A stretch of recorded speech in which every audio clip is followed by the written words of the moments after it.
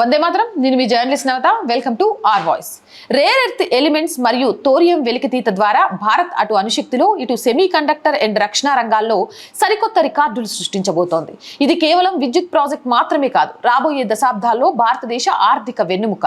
భారతదేశం తన వద్ద ఉన్న అపారమైన థోరియం మరియు మైనజైట్ నిల్వలను వెలికి తీసేందుకు ఒక ప్రతిష్టాత్మక రోడ్ మ్యాప్ ని సిద్ధం చేసింది. మన దేశ అణుశక్తి వ్యూహంలో ఇది ఒక కీలకమైన ముందడుగు. ముఖ్యంగా ప్రోటోటైప్ ఫాస్ట్ బ్రీడర్ రియాక్టర్ విజయవంతంగా ప్రారంభమయ్యాక భారత్ తన అణు కార్యక్రమం యొక్క రెండవ దశలోకి వేగంగా దూసుకుపోతోంది. ప్రభుత్వ ప్రైవేటు భాగస్వామ్యంతో ముందడుగు వేస్తుంది. ఈ కొత్త వ్యూహం ప్రకారం థోరియం మరియు మొనాజైట్ వెలికితీతలో ప్రభుత్వం ప్రైవేటు రంగ భాగస్వామిని ఆహ్వానిస్తోంది. మన దేశ తీర ప్రాంతాలైన కేరళ, తమిళనాడు మరియు ఆంధ్రప్రదేశ్ లో మొనోజైట్ నిల్వలు పుష్కలంగా ఉన్నాయి. అయితే భారత్ ప్రపంచంలోనే అత్యధికంగా సుమారు 8.5 లక్షల నుంచి 9 లక్షల టన్నుల థోరియం నిల్వలను కలిగి ఉంది. గతంలో ఉన్న మౌలిక సదుపాయాల లోటును భర్తీ చేయడానికి ప్రైవేట్ కంపెనీలను చేర్చుకోవడం ద్వారా ఈ ఖనిజాల వెలికితీతను వేగవంతం చేయాలని ప్రభుత్వం భావిస్తుంది. థోరియం ఎందుకు ముఖ్యమనే విషయాన్ని కూడా ఈ వీడియో ద్వారా నేను మీకు తెలియజేస్తా.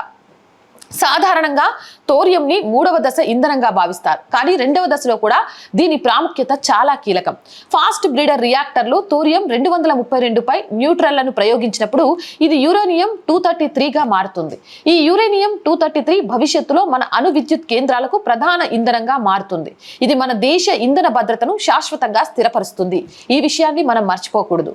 ఆర్థిక మరియు వ్యూహాత్మక లాభాల గురించి కూడా చెప్తాను. కేవలం విద్యుత్ మాత్రమే కాదు, మొనోజైట్ నుంచి లభించే రేర్ ఎర్త్ ఎలిమెంట్స్ వల్ల ఇతర రంగాలకు కూడా లాభం చేకూరుతుంది. ఎలక్ట్రిక్ వాహనాలు, సెమీ కండక్టర్లు మరియు రక్షణ రంగ పరికరాల తయారీకి ఇవి చాలా చాలా చాలా అవసరం. ప్రస్తుతం భారత్ తన అవసరాల కోసం దిగుమతులపై ఆధారపడుతుంది. ఈ కొత్త పాలసీ వల్ల చైనా వంటి దేశాలపై మన ఆధారపడటం తగ్గుతుంది. గ్లోబల్ రేస్ లో భారత్ ముందడుగులోకి వెళ్లడానికి ఉపయోగపడుతుంది. ప్రపంచవ్యాప్తంగా థోరియం ఆధారంగా సాంకేతికతను అభివృద్ధి చేస్తున్న దేశాలు చాలా తక్కువ. రష్యా, భారత్ ఈ విషయంలో ముందుండగా చైనా కూడా ఇప్పుడిప్పుడే పైలట్ ప్రాజెక్టులను మొదలుపెట్టింది.